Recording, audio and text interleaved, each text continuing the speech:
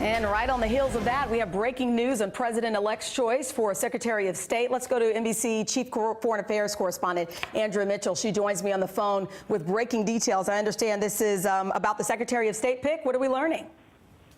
Well, what I've learned from two sources close to the transition is that it will be Rex Tillerson, barring some unforeseen decision or change of mind by the president-elect.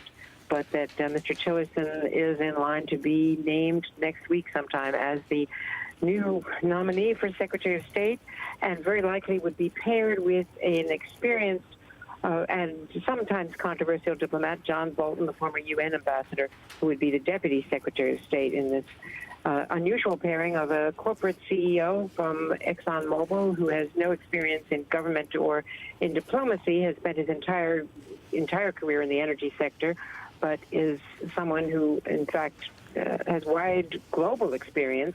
Some of it would be controversial, Chanel, because of his close relationship in Russia with Vladimir Putin. They've had a long-standing business relationship. One of their biggest deals, in fact, was a victim of the Ukraine sanctions imposed by the Obama administration, canceling a $500 billion deal between ExxonMobil and Russia in the Arctic. Chanel? It's interesting you just mentioned that, because obviously you know how we prep here on this show, and for the next couple of hours, that was actually a topic we were going to talk about, his connections with Russia, and we were going to ask some of the journalists that we were talking to today whether that would maybe dissuade Trump ultimately from making that decision, and clearly it didn't.